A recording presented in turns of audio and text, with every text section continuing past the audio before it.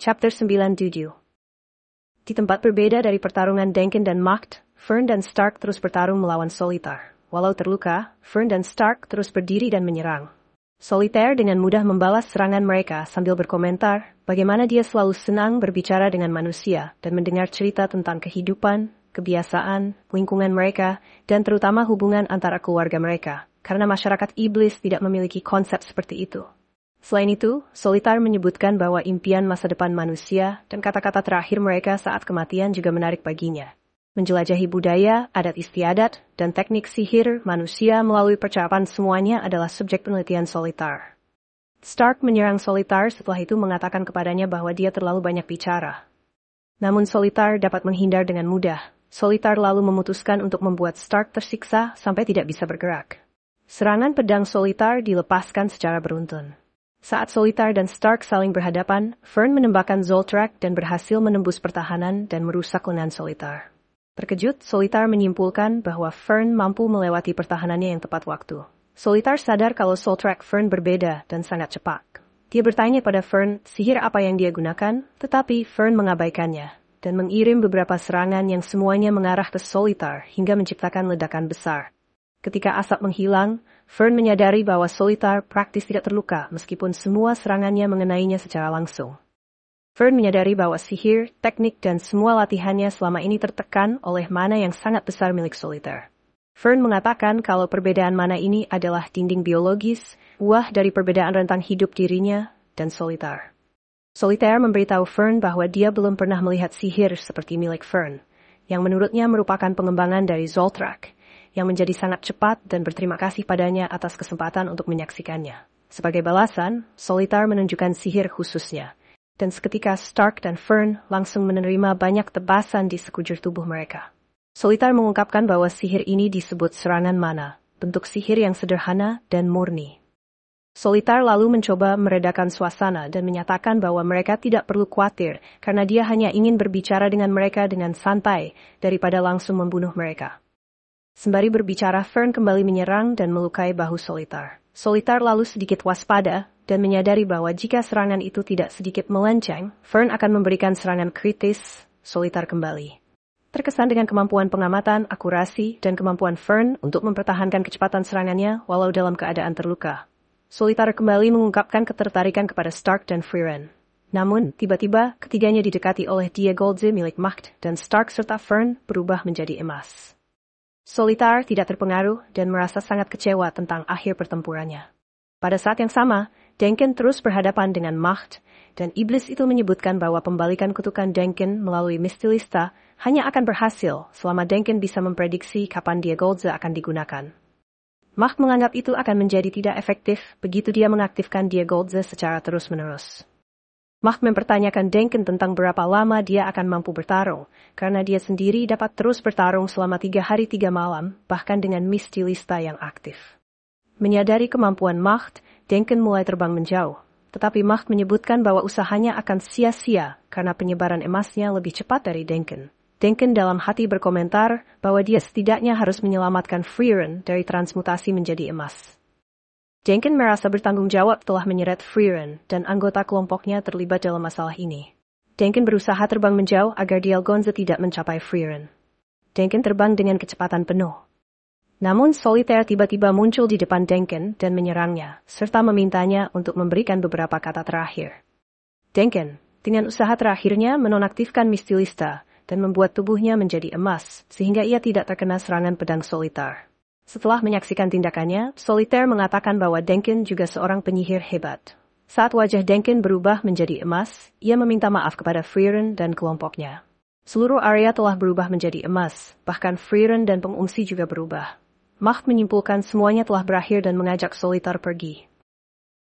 Solitar mengungkapkan bahwa dia merasa situasi itu membosankan. Macht mengatakan kepadanya bahwa kebosanan adalah kejadian alami yang jadi keseharian bagi mereka.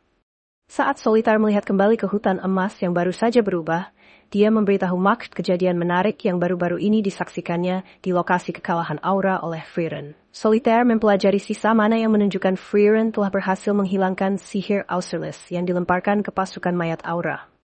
Solitar berkomentar bahwa Frieren telah mengamati sihir aura selama 80 tahun sejak aura berhadapan dengan Partai Pahlawan. Mach tidak percaya dengan cerita itu, dan menganggap Frieren tidak akan mampu menguraikan sihir salah satu dari 7 Sage of Destruction. Solitar mulai penjelasannya kalau bukan itu yang dilakukan Frieren. Solitar setuju kalau prinsip dasar dari sihir iblis tidak akan bisa diuraikan oleh manusia, karena sangat berbeda secara biologis. Namun pasti Frieren menemukan cara membatalkan sihir aura, tanpa perlu mengetahui prinsip dasarnya. Solitar melanjutkan penjelasannya yang intinya adalah manusia mampu melakukan observasi terhadap sesuatu. Menyadari apa yang dimaksud Solitar, Mach menyebutkan bahwa ingatannya sudah dianalisis oleh Frieren, dan bertanya-tanya seberapa sering dia menggunakan dia Goldze pada abad terakhir.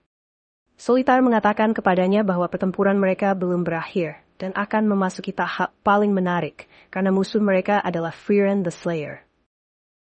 Frieren yang terlihat menjadi emas mengingat sebuah kejadian dengan Partai Pahlawan, di mana kelompok itu terjebak dalam penghalang yang dibuat oleh Immortal Boss, salah satu dari 7 Sage of Destruction. Setelah dikurung, Frieren putus asa dan memberitahu Himmel bahwa upaya mereka untuk melarikan diri akan sia-sia, dan mereka tidak bisa lagi melanjutkan perjalanan. Tanpa gentar, Himmel mengingatkan Frieren bahwa sihir tidak dapat diwujudkan jika dia tidak dapat memvisualisasikannya, dan bertanya padanya, apa yang ingin dia lakukan jika mereka menyerah sekarang. Frieren menjelaskan bahwa menyerah dan tidak dapat memvisualisasikan sihir adalah hal berbeda. Dia mengungkapkan ini dengan bertanya kepada Himmel terlebih dahulu, apakah dia bisa menghancurkan kenari dengan tangan kosong, dan ketika Himmel menjawab bahwa dia bisa, dia melanjutkan dengan bertanya apakah dia bisa melakukan hal yang sama dengan berlian. Dia menunjukkan bahwa dia secara internal berpikir dia tidak bisa, dan dia tidak dapat memvisualisasikan dirinya melakukannya juga, karena itu adalah tugas yang terlalu sulit bagi manusia. Aizen menyela dan menyatakan bahwa ia akan mampu menghancurkan berlian. Tetapi Frieren mencatat bahwa meskipun ia tahu Aizen mampu melakukannya, ia sendiri tidak mampu, dan itulah perbedaan sebenarnya antara dirinya dan Bos. Dengan demikian, ia tidak akan mampu menghilangkan penghalang tersebut karena pertempurannya antara dia dan Bose. Setelah mendengarkan, Himmel berdiri dan menyiapkan pedangnya, memberitahu Frieren bahwa dia akan membantunya bervisualisasi karena tidak ada yang mustahil. Dia menyerang penghalang itu dengan pedangnya dan sedikit merusaknya. Himmel memberitahu Frieren bahwa penghalang itu bisa dihancurkan. Aizen juga mempersiapkan dirinya untuk menyerang penghalang itu, dan Frieren akhirnya luluh dan ikut untuk mencoba. Sembari menyiapkan sihirnya, Frieren menyebutkan bahwa dia tidak yakin berapa lama waktu yang dibutuhkannya. Tetapi Haithor meyakinkan mereka kalau dia tidak perlu khawatir tentang waktu, karena Haithor telah merapalkan mantra yang dapat membuat mereka tetap hidup selama 2 bulan, bahkan tanpa oksigen, makanan, atau air selama 2 bulan. Kembali ke masa sekarang, Frieren terbangun dan menghilangkan sihir transmutasi di sekitarnya. Ia berkomentar bahwa analisisnya terhadap ingatan Mach sudah lengkap, dan mulai sekarang, Frieren menganggap dia Goldze bukan lagi kutukan. Chapter 98. Dengan judul Penghargaan dan Retribusi, kita berpindah ke Denken yang sekarang menjadi emas dan sedang bermimpi. Terlihat Denken muda dibangunkan oleh istrinya, Lecter, dan Denken meminta maaf karena tertidur. Lecter melihat lencana barunya dan mengucapkan selamat atas promosinya. Denken mengatakan bahwa dia akan diberi cukup uang agar mereka berdua bisa hidup nyaman, sehingga Lecter tak perlu mati. Tetapi Denken tiba-tiba menyadari bahwa dirinya yang sekarang sedang bermimpi. Dia memberitahu Lecter dalam mimpinya bahwa pada malam dia menerima lencana itu. Sehari sebelum dia seharusnya pulang, dia diberitahu tentang kematiannya, dan dengan demikian, kehilangan kesempatan untuk melihat Lecter di saat-saat terakhirnya. Denken berterima kasih padanya atas kesempatan untuk bertemu lagi meskipun hanya melalui mimpi dan mengungkapkan kalau Mach telah mengalahkannya. Saat dia merenungkan perbedaan keterampilan antara dirinya dan gurunya Mach, Lecter mengingatkannya bahwa dia tidak pernah menyerah, meskipun dia sering kalah melawan Mach dalam sesi latihan mereka sebelumnya. Lecter juga mengatakan kalau Denken yang ia sukai akan terus berjuang sampai akhir yang pahit, yang tiba-tiba membangkitkan ingatan Denken tentang sesi di mana dia berhasil melukai Mach. Kembali ke masa sekarang, Denken tiba-tiba terbangun. Ternyata Frieren menetralisir dia Goldze dan membebaskan Denken. Denken berkata kalau dirinya sangat rindu, lalu bertanya kepada Frieren, sudah berapa abad dirinya tertidur. Frieren menjawab kalau mungkin baru 1 jam.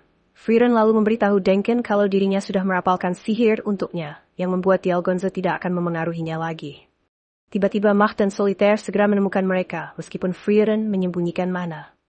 Macht menyuarakan keheranannya atas tindakan Frieren yang mampu menetralisir Dialgonze. March mengatakan kalau tak akan membiarkan Frieren hidup karena kemampuannya tersebut. Solitaire memperkenalkan dirinya dan Frieren memutuskan bahwa ia adalah The Great Demon yang kuat dan setara dengan Macht. Solitaire memuji Frieren yang mampu menyempurnakan cara untuk menangkis Dialgonze hanya dalam 2 bulan. Namun Frieren membantahnya dan mengatakan kalau ia telah mempelajari caranya sejak pertarungan pertama melawan Macht. 6 abad lalu, ternyata lengan Frieren sempat terkena Dialgonze, dan ia menghabiskan waktu 1 abad untuk mengembalikannya jadi normal. Macht mengatakan kalau ia tidak ingat, tapi Frieren membalas dengan berkata, kalau waktu itu kau hanyalah penyihir random yang kebetulan bisa selamat setelah terkena sihirmu. Frieren menambahkan kalau setelah ia berhasil memulihkan lengannya, ia berpikir kalau dia mungkin bisa mengembalikan seluruh tubuhnya setelah berubah. Walau menurutnya butuh waktu dan dirinya perlu mengujinya, serta melihat Macht mengaktifkan Dialgonze secara langsung. Macht lalu sadar kalau alasan Frieren memprovokasinya saat bertemu adalah karena ia ingin menguji sihirnya. Dan Macht tak habis pikir kalau Frieren seberani itu padahal belum yakin sihirnya akan berhasil. Frieren kemudian membenarkan itu dan mengatakan kalau Macht ternyata cukup waspada dan tidak terprovokasi. Namun Frieren belajar bahwa kewaspadaan terhadapnya mengartikan bahwa Dialgonze bukanlah kutukan yang sempurna. Dan mantra seperti Mystilista yang dapat memengaruhinya adalah informasi yang cukup untuk menyempurnakan sihirnya. Dan dengan bantuan dari ingatan Macht, Frieren mampu memvisualisasikan sihirnya hingga mampu untuk mengembalikan Eldorado seperti semula. Karena menganggap sudah tidak ada yang perlu dibicarakan, Frieren menyerang Macht dan Solitaire. Para iblis mampu menghindar dengan mudah, lalu Solitaire menyarankan Frieren dan Denken mundur, mengingat lawan mereka adalah 2 Great Demon, dan menetralisir Dialgonze tidaklah cukup untuk menang. Frieren membenarkan kalau pilihan terbaik adalah mundur, namun mempertimbangkan konsekuensi membiarkan Macht dari Eldorado si musuh umat manusia bebas, sangatlah berbahaya. Solitaire lalu membela Macht dan mengingatkan Frieren akan intan Macht. Solitaire menjelaskan kalau Macht berbeda dari kami para iblis, Macht menginginkan hidup berdampingan dengan manusia. Frieren membenarkan kalau Macht memang berbeda dan menghormatinya, yang menginginkan hidup berdampingan. Macht adalah iblis kedua yang Frieren kenal dan menginginkan hal yang sama. Dan karenanya Frieren mengaku makin tidak mengerti, karena setiap iblis ingin berkompromi atau mencoba hidup berdampingan, pasti mereka akan membunuh banyak orang. Macht bertanya apakah ada masalah dengan itu. Jika dirinya mampu memahami manusia, pada akhirnya mereka bisa lalu dipotong oleh Frieren dengan balik bertanya kalau berapa banyak lagi manusia yang akan ia bunuh. Frieren lalu menyebutkan kalau untuk tujuan yang sama, Raja Iblis menghancurkan banyak negara, dan manusia hingga sekarang hanya tersisa sepertiganya. Frieren menambahkan kalau tindakan Macht akan menimbulkan kepunahan manusia. Dan karenanya Macht harus mendapat pembalasan dan Macht teringat kata-kata terakhir Glück sebelum ditransmutasikan menjadi emas. Macht menyadari kalau dirinya sekarang dianggap sebagai penjahat, dan dengan tulus mengatakan kalau dirinya merasa sangat terhormat dianggap demikian. Denken lalu meminta ke Frieren agar dirinya dibiarkan menjadi orang yang mengalahkan Macht, dan Frieren yang sedikit ragu setuju dan memutuskan untuk membunuh Solitaire sebagai gantinya.